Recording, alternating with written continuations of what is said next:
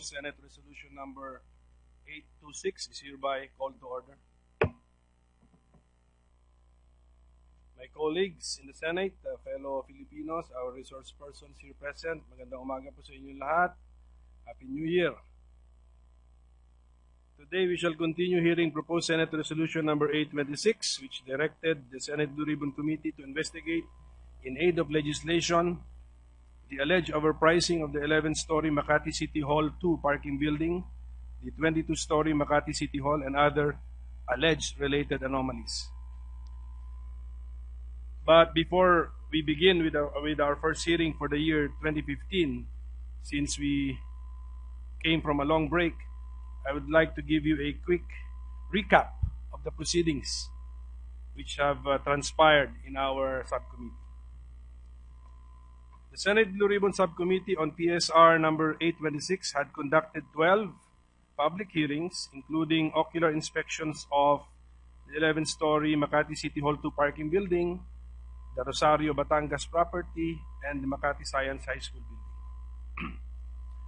During the first hearing on August 20, 2014, Atty Renato Bondal claimed that the Makati City Hall 2 parking building was overpriced, saying that the building should have only cost 700 million pesos and not 2.7 billion pesos.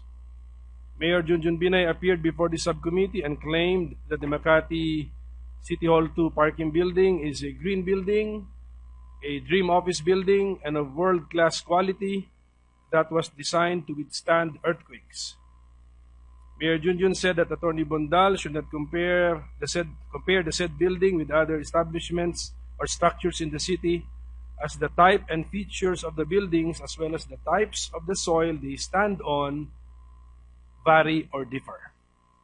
Mayor Junjun likewise cited a Commission on Audit report allegedly clearing the project of any irregularity, a claim which was later denied by COA Chairperson Grace Pulido. In the August 26, 2014 hearing, former Makati City Vice Mayor ERnesto Mercado admitted that he and Vice President Jejomar Binay, when he was still mayor of the city of Makati, personally benefited from the construction of the Makati City Hall 2 parking building. The COA Technical Audit Specialist team assigned to the said building claimed that there was no overpricing and that the construction of the building was within the allowable limit of variance. Robert Henson, president of Hillmarks Construction Corporation, blamed the high price of steel in the high construction costs of the Makati City Hall 2 parking building. COA Chairperson Pulido, on the other hand, informed the subcommittee that her agency was in the process of putting together a team that would review the audit on the questioned building. On September 1, 2014, an ocular inspection was conducted of the Makati City Hall 2 parking building. In the September 4, 2014 hearing, Hillmark's Assistant Vice President for Legal Affairs, Atty Rogelio Peig, claimed that the Makati City Hall 2 parking building is not overpriced after comparing the costs per square meter of the said building with the House of Representatives North Lounge Extension and the Iloilo Convention Center Phase 1. Engineer Mario Echanova, former head of the Makati City's General Services Department and former vice chairman of the Bids and Awards Committee, claimed that, as in other infrastructure projects of the City of Makati under then Mayor Jejomar Binay, the bidding of the Makati City Hall 2 parking building was rigged or naluto. On September 11, 2014, former Makati Vice Mayor Mercado returned and claimed that Vice President Binay received 13% kickbacks from every project that the Makati City government undertook when the latter was still the mayor of this premier city. As a result, the subcommittee decided to formally invite Vice President Binay to shed light on the said allegations of former Vice Mayor Mercado. The hearings continued on September 25, 2014, with the Vice President a no-show in the said hearing, allegedly because of his full schedule. On October 1, 2014, Mayor Junjun Binay filed a manifestation with motion for reconsideration challenging the jurisdiction of this subcommittee. Similar jurisdictional challenges were filed by Ms. Ebeng Baloloy, Attorney Pio Kenneth Dasal, Ms. Marjorie De Vera, and Professor Tomas Lopez. The subcommittee subsequently ruled on these jurisdictional challenges and denied them for being without merit. On October 2, 2014, COA's Attorney Alexander Juliano detailed their initial evaluation on the so-called red flags in the construction of the Makati City Hall 2 parking building. According to Attorney Juliano, records show that the City of Makati had disbursed an aggregate amount of 2,367,679,633 pesos and 85 centavos as of December 31, 2013, and that the project consisted of 5 phases that were awarded to a single contractor, Hillmarks Construction Corporation. On October 8, 2014, former Makati City Vice Mayor ERnesto Mercado informed the subcommittee of a 350-hectare property in Rosario, Batangas that allegedly belongs to Vice President Binay. Senator Antonio Trillanes showed the link between Vice President Binay and the purported owner of the property, businessman Antonio Chu. On October 22, 2014, businessman Antonio Chu appeared before the subcommittee and claimed that he had paid 11 million pesos to a certain Laureano B. Gregorio Jr. for the rights and the use of the property. He further claimed that he is obligated to pay Mr. Gregorio a total of 446 million pesos before ownership rights of the Rosario, Batangas property would be transferred to his company, Sunchamp Real Estate Development Corporation. On October 23, 2014, an ocular inspection of the Rosario, Batangas property was conducted with Senator Trillanes present. On October 30, 2014, Antonio Chu submitted a one-page unauthorized agreement between him and the alleged former owner, Laureano B. Gregorio Jr., as proof of his ownership of the Rosario, Batangas property. Senator Alan Peter Cayetano then presented posts on some social network sites as evidence to support the allegation that Vice President Binay was indeed the real owner, or is indeed the real owner of the Rosario, Batangas property. On November 6, 2014, Vice President Binay again failed to attend the subcommittee's hearing, choosing instead to attend these events in Cebu. However, he prepared and submitted a statement to this subcommittee. On November 15, 2014, an ocular inspection of the Makati Science High School building was conducted. In the November 18, 2014 hearing of the subcommittee, COA Chairperson Pulido Tan informed the subcommittee that the Makati Science High School building could be overpriced and that the COA also detected red flags in the construction of the said building. So that was our last hearing, November 18, 2014. I will repeat what I said in my August 20, 2014 opening statement, that my interest in this investigation is principally legislative. I have a pending bill called the Bigger Pie, Bigger Slice Bill, which will bring more resources to local government units if and when it becomes law. Hence, I am concerned about minimizing, if not totally eradicating, corruption at the local level. I am also the chairman of the Oversight Committee on the Local Government Code of 1991, which is mandated to conduct a methodical and exhaustive review of the Local Government Code of 1991. Before the Bigger Pie, Bigger Slice bill becomes law, let us start fighting corruption at the local level now. This is also the reason why I express all-out support for the programs of the Office of the Ombudsman directed at eradicating graft and corruption at the local level. Formal acceptance and/or technical audit process being conducted by the COA.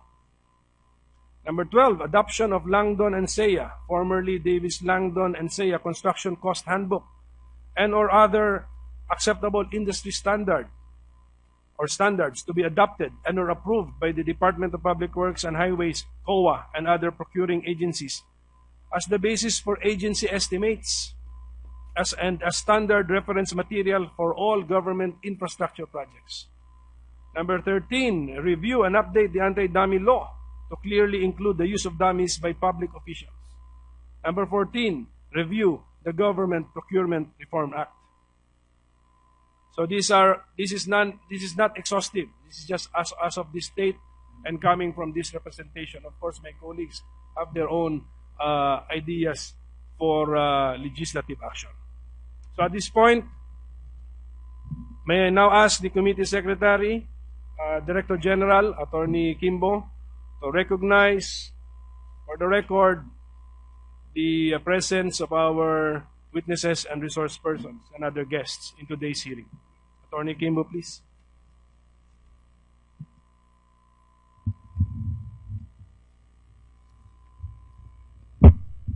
Mr. Chairman, may I proceed? Please. Currently present are Attorney Darlene Marie Berberabe, President and CEO of Pag-ibig; Ms. Merla Bagsit, OIC Supervising Auditor, Makati City Hall; Engineer Edgar Garces, Division Chief, Bureau of Construction, DPWH; Architect Mariano del Castillo, Survey Division, Bureau of Design, DPWH; Engineer Dindo Macabante, Survey Division, Bureau of Design, DPWH; Engineer Denver Adobo, Survey Division, Bureau of Design, DPWH; Attorney Atty Santiago, Executive Director of GPPB; Mr. Federico Cuervo, President and CEO, Cuervo and Valuers and Advisory, Inc.; Police Superintendent Nicasio Salamera, and Police Chief Superintendent Jose Villacorte, representing the PNP.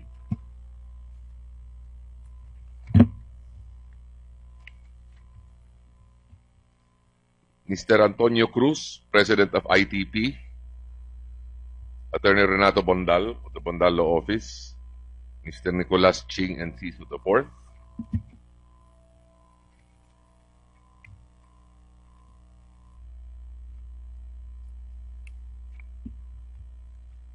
Mr. ERnesto Mercado, former City Vice Mayor of the City Government of Makati; Engineer Mario Ichanova, former Department Head, General Services Department, City Government of Makati; and Mr. Ariel Olivar, who is a resident of Peak Condominium. Mr. Chair, I hope I have not missed anyone. Mr. Chair, those are the persons who are present. Thank you, Attorney Kimbo. And of course, for the record, present with me this morning is Majority Leader Senator Alan Peter Cayetano and Senator Trillanes, the author of PSR Resolution number 826. Okay, so let us proceed. Okay, tama. For those who are appearing for the first time as witnesses, please take your oath to be administered by Attorney Kimbo. Those who are here for the first time, kindly stand and raise your right hand. Do you swear or affirm to tell the truth, the whole truth, and nothing but the truth in this proceeding? They all said, I do. And may we remind, take your seats, thank you. May we remind also those who are here who have previously taken their oath, you are reminded that you will be testifying on the same oath. Thank you. Okay, so you may be wondering why we have some PNP officials present in this morning's hearing.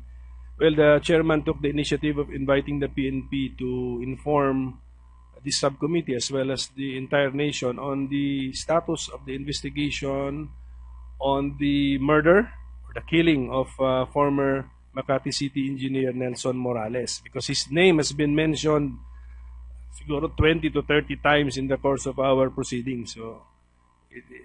So I think we should be interested in getting to know what really happened. Are you ready for your report, Chief Superintendent Jose Villacorte? Yes, sir. Good morning, sir. Firstly, sir, I would like to correct a few things from the invitation, sir.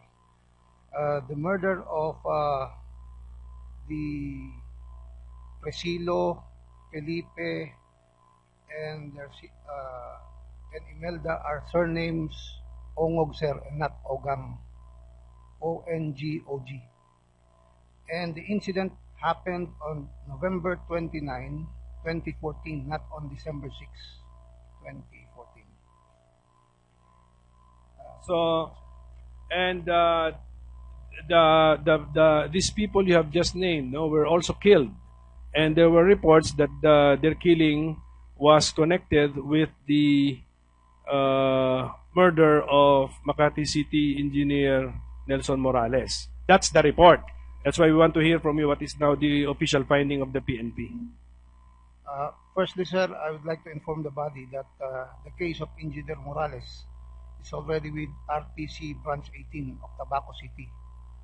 Nakafile na po yung case, and there's an ongoing trial already, sir, under criminal cases T-5549 and T-5550. It is also important to note, sir, that dun sa kaso po na yun, of the 6 suspects, 1 is already arrested, who is Roderick Sarahan. 1 is already dead. He was killed during an encounter with police operatives, Ramson Concepcion.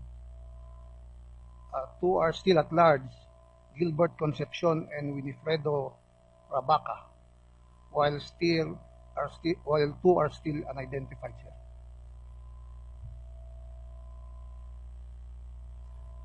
You mentioned 2 pending criminal cases, and these are murder cases. Yes, sir. Tama po ba? Murder cases. and multiple murder sa yung isa, sir. Murder and then multiple murder. Yes, sir. So against 1 person. Tama? Kasi only 1 has been arrested. Tama? Yung pong information, sir, yung pong kaso, sir, is against 6 suspects, sir. Against 6 suspects. suspects. But only 1 person now is under, has been brought under the jurisdiction of the court. Yes, Tama? Salamat. Okay, sir. So definitely the police already have a theory on what happened. So you have already pinpointed the suspects, and you have filed a murder case. It's a murder case. Yes, sir. So how about this report, sir, about this November 29, 2014 incident where 3 family members were gunned down in also in the Bicol area? Yes, sir. Reported to be connected. Is it or is it not? Based on record, sir, the only connection between the 2 cases, sir, lies on the fact that the suspects in the murder case and multiple murder cases belong to 1 criminal group, ito pong Concepcion group. But there is no connection, sir, as to the killing of the Ongog family, ito pong 3 na huli. As there are no witnesses or in any way connected dun, sir, sa murder ni Engineer Morales. Wala pong kinalaman sila. Hence, it is safe to assess, in the absence of evidence on record, that the murder of Engineer Morales has nothing to do with the multiple murders of the 3 members of the Ongog family, sir. Do you have is there a theory? Do you have a theory why They were killed. Engineer Morales was killed? Because you have suspects. Yes, What is your theory?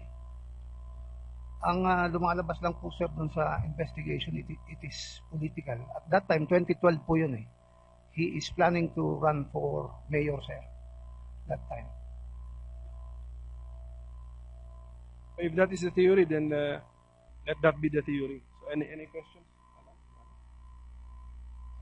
Okay, so thank you very much, Chief Superintendent. You have complied with the subpoena. So thank you very much for giving the subcommittee the information that we need. Your excuse, sir, and Superintendent Salamera. Thank you very much. Thank you very much, sir. Trillanes. Mr. Chairman, before we proceed, let me just manifest that last Tuesday, I filed proposed Senate Resolution number 1114 that basically expanded the investigation of the Blue Ribbon Committee to include irregular transactions entered into by the Pag-ibig Fund and the Boy Scouts of the Philippines. And both agencies or both organizations are technically headed by the Vice President Jejomar Binay. So, na-expand na po natin itong ating coverage with this, and Senator T.G. Gingona graciously referred this again to the subcommittee because he believes that it is consistent as far as the personalities involved dito sa ongoing investigation natin. So, ayan po, para dun sa mga nagtatanong kung anong koneksyon ito doon sa first resolution, ito po, meron na pong bagong resolution, kaya konektado na siya directly. Thank you, Mr. Chairman. I will confirm that I talked to the chairman, Senator Gingona, and he told me that proposed Senate Resolution number 1114 will be referred to this subcommittee. So henceforth, our hearings, we will simultaneously hear the two resolutions. So henceforth, the hearings of this subcommittee will be hearings on proposed Senate Resolution number 826 and proposed Senate Resolution number 1114. We came from a long break. I would like to give you a quick recap of the proceedings which have transpired in our subcommittee. The Senate Blue Ribbon Subcommittee on PSR number 826 had conducted 12 public hearings, including ocular inspections of the 11-story Makati City Hall 2 parking building, the Rosario, Batangas property, and the Makati Science High School building. During the first hearing on August 20, 2014, Atty. Renato Bondal claimed that the Makati City Hall 2 parking building was overpriced, saying that the building should have only cost 700 million pesos, a claim which was later denied by COA Chairperson Grace Pulido.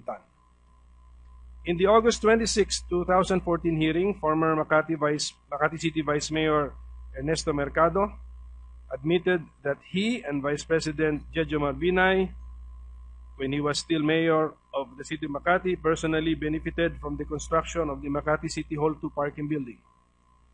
The COA Technical Audit Specialist team assigned to the said building claimed that there was no overpricing and that the construction of the building was within the allowable limit of variance.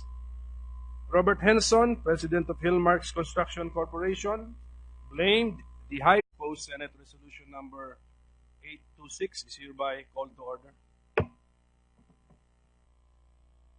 My colleagues in the Senate, fellow Filipinos, our resource persons here present, magandang umaga po sa inyong lahat. Happy New Year.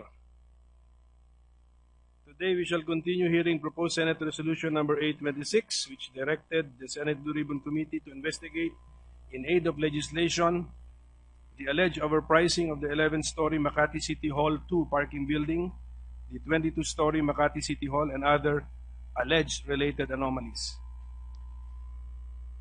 But before we begin with our first hearing for the year 2015, since the price of steel in the high construction costs of the Makati City Hall 2 parking building, COA Chairperson Pulido, on the other hand, informed the subcommittee that her agency was in the process of putting together a team that would review the audit on the questioned building. On September 1, 2014, an ocular inspection was conducted of the Makati City Hall 2 parking building. In the September 4, 2014 hearing, Hillmarks Assistant Vice President for Legal Affairs, Atty. Rogelio Peig, claimed that the Makati City Hall 2 parking building is not overpriced after comparing the costs per square meter and not 2.7 billion pesos. Mayor Junjun Binay appeared before the subcommittee and claimed that the Makati City Hall 2 parking building is a green building, a dream office building, and of world-class quality that was designed to withstand earthquakes.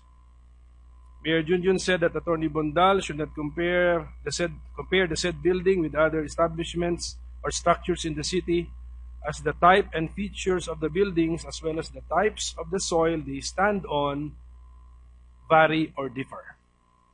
Mayor Junjun likewise cited a Commission on Audit report allegedly clearing the project of any irregularity.